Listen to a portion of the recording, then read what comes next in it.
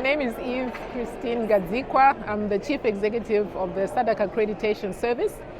This is a multi-economy accreditation body that is mandated to offer accreditation to the member states that do not have their own national accreditation bodies.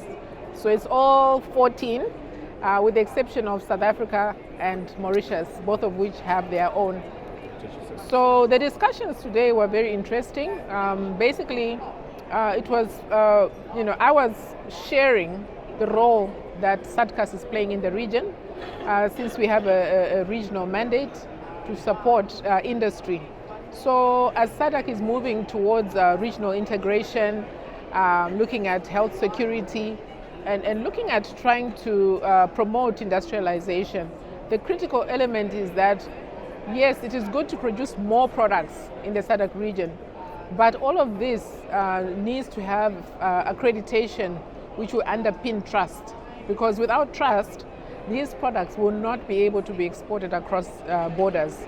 Now we have our 350 million people in the SADC region, which is quite a good market. We also are part of the AFCFTA, the single market, with 1.4 billion people, meaning that as SADC, we should leverage our pockets of excellence to try and see how we can best serve the community to produce products that are safe, products that are good quality, and looking at the issue of efficacy.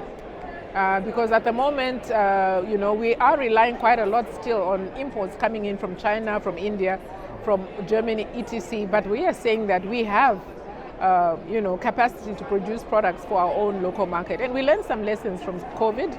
When the global supply chains were disrupted, and to some degree they are still disrupted at the moment, we should try and localize our local production so that we'll be able to best service this market. We'll reduce costs.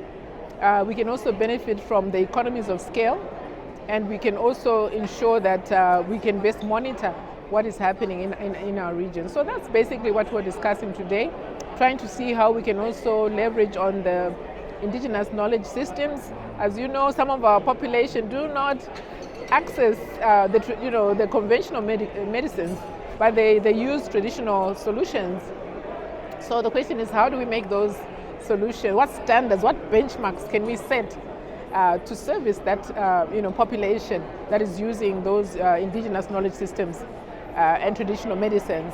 Because these are a reality. We cannot separate ourselves from the community because the community is already using these formulations. But the question is, how safe are they? What quality are they? Do they have good quality?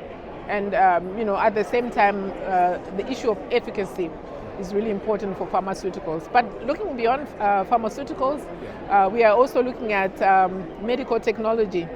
As you know now, there is an opportunity for the SADC to produce solutions which are quite advanced manufacturing, where solutions for hearing are being produced locally. Yes, even implants, implants to reconstruct your face. All of these solutions are being produced right here, even in South Africa. So we are saying, how can we leverage the capacity that we have, and how can we build additional capacity? We need to train more technical assessors.